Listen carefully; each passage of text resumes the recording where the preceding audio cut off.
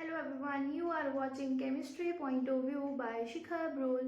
Welcome back to my YouTube channel.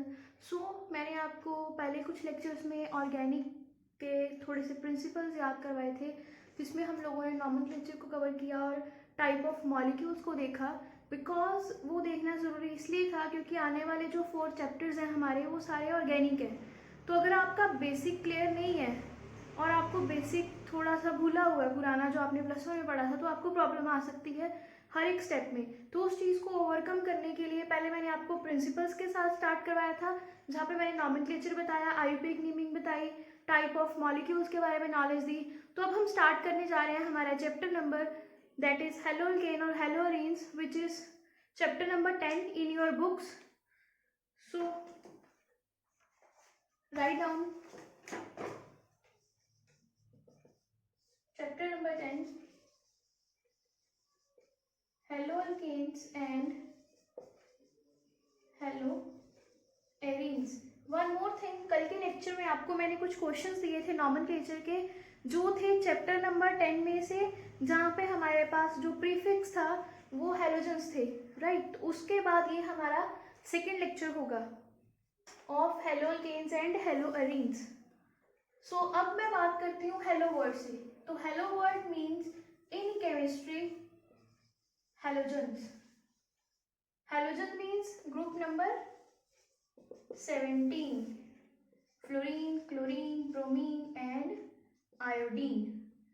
सो इन जो elements हैं इनका यूज आएगा हमारे इस चैप्टर में, और इनकी प्रेजेंस से ऑर्गेनिक मॉलिक्यूल्स में क्या फंक्शंस आते हैं, कैसा उस मॉलिक्यूल का बिहेवियर हो जाता है, वो सब हम यहाँ स्टडी करेंगे। तो अब मैंने आपको हेलो वर्ड का मीनिंग बता दिया, हेलोजन्स। अब मैं आपको बताऊंगी हेलो अल्केन्स।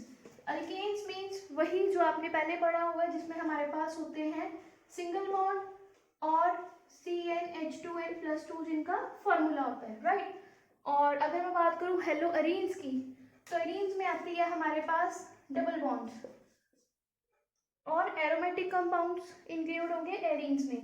सो अगर मैं बात करूं CH4 की, this is a methane from alkane family. तो अगर इसका एक H रिप्लेस करके हम यहाँ पे X लगा दें, this X will be halogen. तो ये क्या होगा आपका, अगर यहाँ पे क्लोरीन होगा तो क्लोरोमीथेन, अगर आयोडीन होगा तो iodomethane. So this is a haloalkane. और अब मैं बात करती हूँ हेलोएरीन की।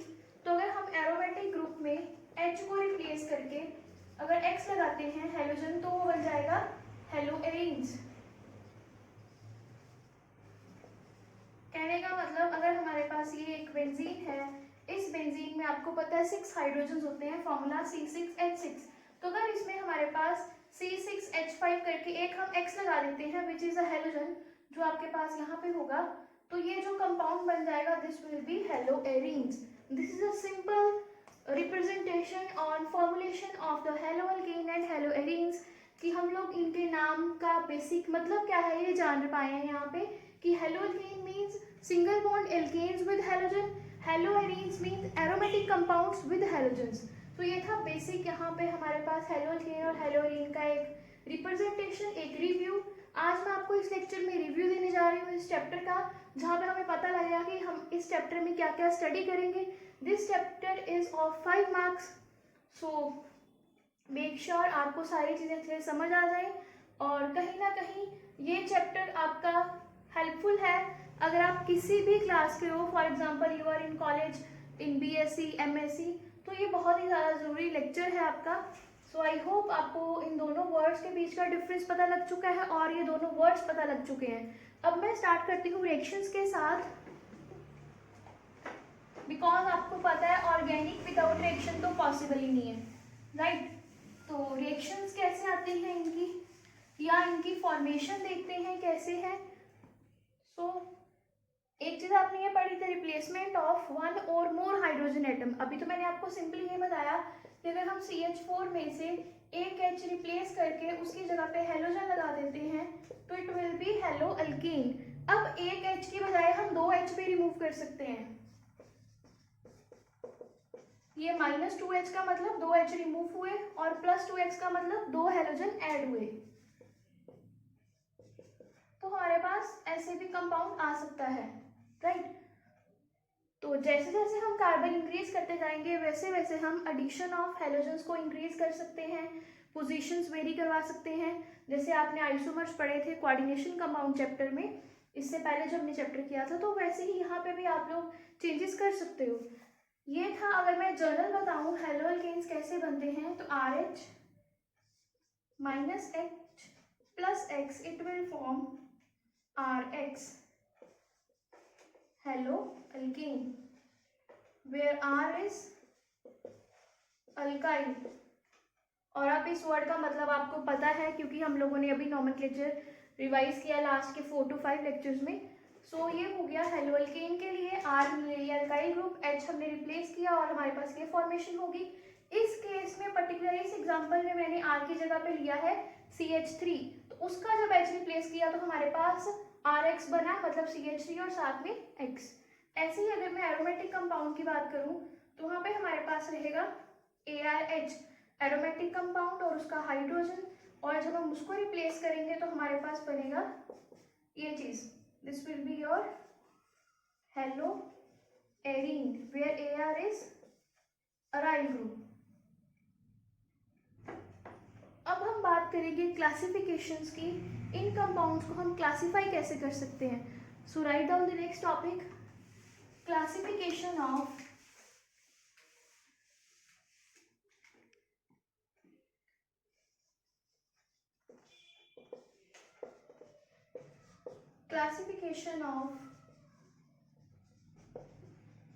Haloalkane and haloarene. तो जब मैं क्लासिफिकेशन की बात कर रही हूँ तो हम लिख सकते हैं haloalkanes and haloarenes are classified as mono means एक हेलोजन, डाई मीन्स 2 हेलोजन, और पॉली हेलोजेंस। और अब आपको इनका मतलब भी पता है बिकॉज हम लोगों ने ये ग्रुप्स भी पढ़े थे नॉमेनक्लेचर में। अगर एक ही तरह की 2 चीजें आएंगी तो वो डाई सब्स्टिट्यूशन हो जाती है, अगर 3 आएंगी तो ट्राई।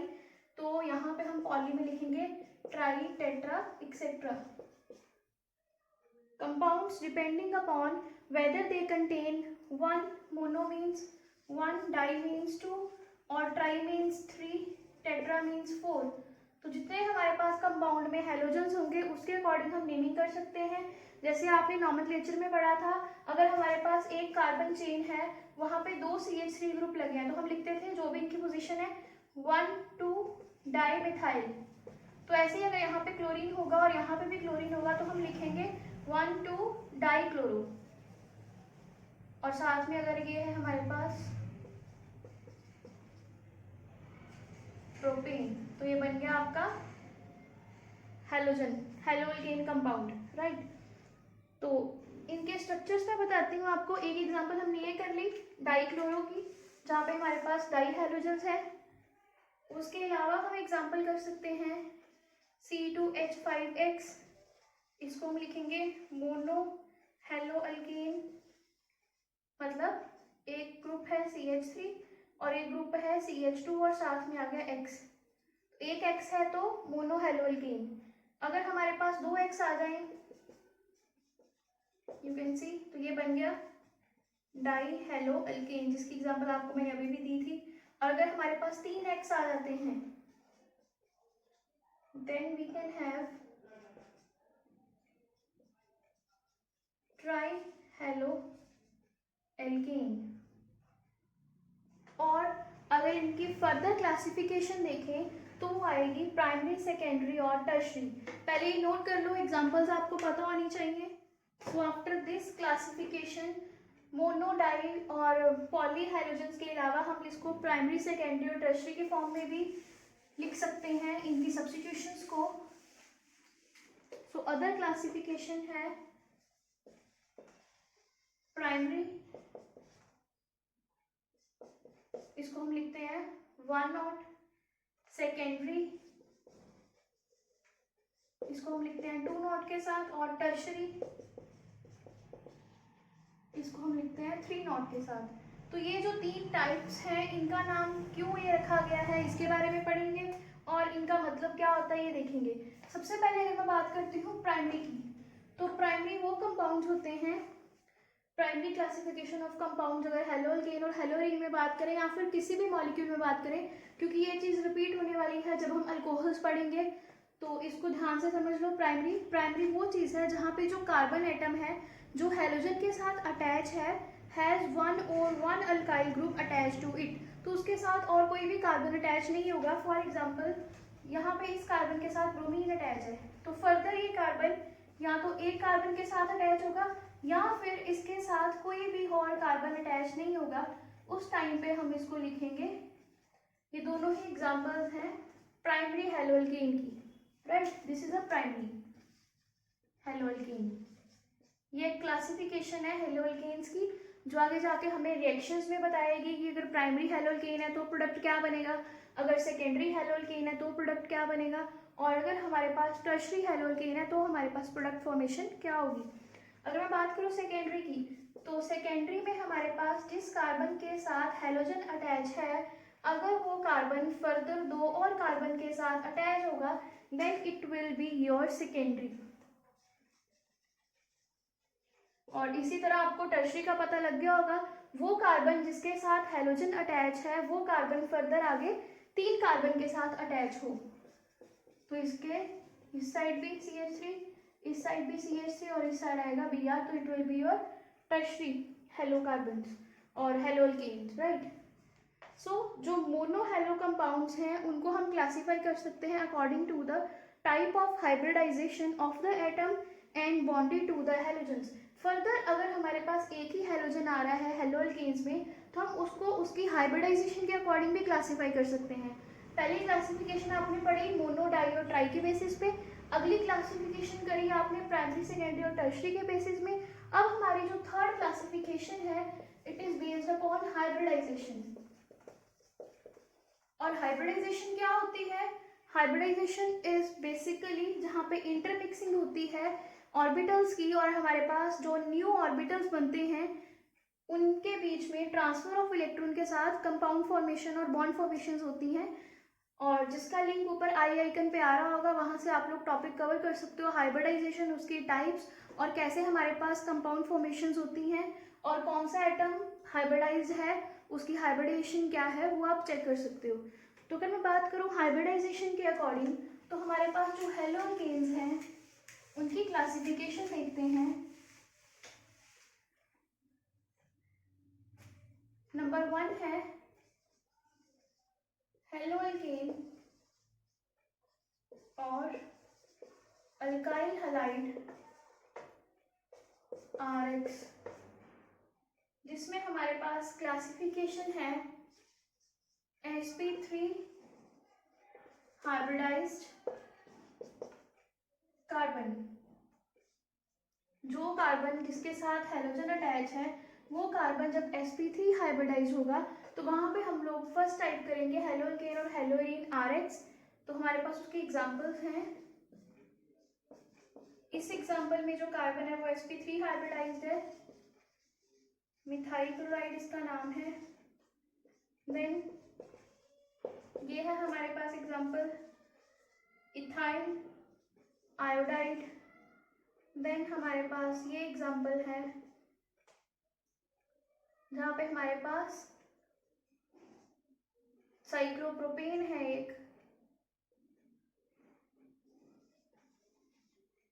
Cyclopropyl chloride. उसके बाद हमारे पास जो नेक्स्ट एग्जांपल है ये साइक्लोहेक्सेन है एक, तो इसका नाम है साइक्लोहेक्साइल ब्रोमाइड। तो ये है एग्जांपल्स जहाँ पे हमारे पास जिस कार्बन के साथ आयोडीन या क्लोरीन या ब्रोमीन अटैच है वो कार्बन है sp3 hybridized. This carbon is sp3 hybridized, this carbon is sp3 hybridized, this carbon is sp3 hybridized and this carbon is sp3 hybridized.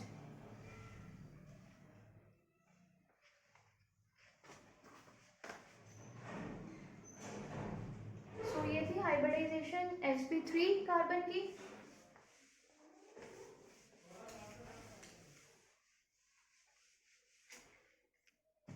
अब अगर मैं बात करूं हमारे पास एक और टर्म होती है एलाइलिक हैलाइड्स की।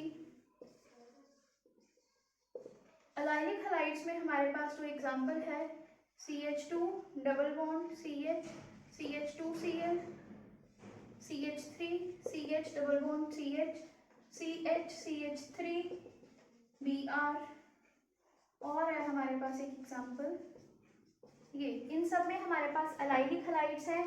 जिस कार्बन के साथ हैलोजन अटैच है वो कार्बन आगे डबल बॉन्ड वाले कार्बन के साथ अटैच है। यहाँ पे भी आप देख सकते हो ये कार्बन आगे जो अटैच है वो डबल बॉन्ड वाला कार्बन है, और यहाँ पे भी ऐसा ही है, ये कार्बन आगे डबल बॉन्ड वाले कार्बन के साथ अटैच है, तो इसको हम बोलते हैं एलाइलिक हैलाइड। तो कहने का मतलब जिस कार्बन के साथ हैलोजन अटैच है वो कार्बन है sp2 हाइब्रिडाइज्ड। उसके बाद अगर मैं एग्जांपल दूं नंबर 3 आपको बेंजाइलिक हैलाइड्स की, तो वो है बेंजीन, और बेंजीन के ऊपर लगा है CH2Br ग्रुप, CH2Cl ग्रुप। उसके बाद आपके पास एग्जांपल है ये, राइट। तो ये है आपके पास एग्जांपल्स एलाइलिक और बेंजाइलिक कंपाउंड्स की। अब जो हमारे पास अगली टाइप ऑफ हाइब्रिडाइजेशन आती है that is sp2 hybridised carbon in halogens. उसमें अगर बात करें हम तो हमारे पास कार्बन इज sp2 हाइब्रिडाइज्ड। उसकी एग्जांपल है विनाइलिक हैलाइड्स। अभी मैंने आपको एलाइलिक के बारे में बताया था, जो हैलोजन अटैच होता है जिस कार्बन के साथ, वो कार्बन आगे डबल बॉन्ड वाले कार्बन के साथ अटैच होता है, पर जिस कार्बन पे हैलोजन था वो कार्बन अभी भी sp3 हाइब्रिडाइज ही था। अब हम देखेंगे डबल बॉन्ड वाले कार्बन के साथ जब हैलोजन अटैच होगा तब हमारे पास कंपाउंड कैसे आएंगे। तो उसकी पहली एग्जाम्पल है विनाइलिक हैलाइड, इसका नाम है विनाइल क्लोराइड, और ये बहुत ही ज़्यादा इम्पॉर्टेंट है, आपको एलाइलिक और विनाइलिक में डिफरेंस पता होना चाहिए। तो आप देख सकते हो इजीली कंपैरिजन करके, जो आपको मैंने एलाइलिक की एग्जांपल दी थी वहाँ पे हमारे पास ये चीज़ थी, जिस कार्बन के साथ हाइड्रोजन अटैच था वो कार्बन आगे अटैच था डबल बॉन्ड वाले कार्बन के साथ, बट ये कार्बन तो sp3 हाइब्रिडाइज ही था। और ऐसे ही आपके पास एक ये एग्जांपल थी, यहाँ पे डबल बॉन्ड था और यहाँ पे हाइड्रोजन था, तो ये कार्बन भी sp3 हाइब्रिडाइज था। अब इस एग्जांपल को थोड़ा सा मॉडिफाई किया, हैलोजन यहाँ आ गया, जिसके कारण जिस कार्बन पे डबल बॉन्ड है वहीं पे हैलोजन आ गया, तो इसका नाम बन गया विनाइल क्लोराइड। और ऐसे ही ये हैलोजन यहाँ से मूव होकर डबल बॉन्ड के पास वाले कार्बन पे आ गया, जिस कार्बन पे डबल बॉन्ड है, तो ये कार्बन है sp2 हाइब्रिडाइज, ऐसे ही ये कार्बन भी है sp2 हाइब्रिडाइज। तो ये हमने दो टाइप करी, जिसमें हमने देखा एलाइलिक और विनाइलिक हैलाइड्स कैसे होते हैं। अब हम देखेंगे after this aryl halides. Aryl halides means इसमें हम एरोमेटिक कंपाउंड्स देखेंगे।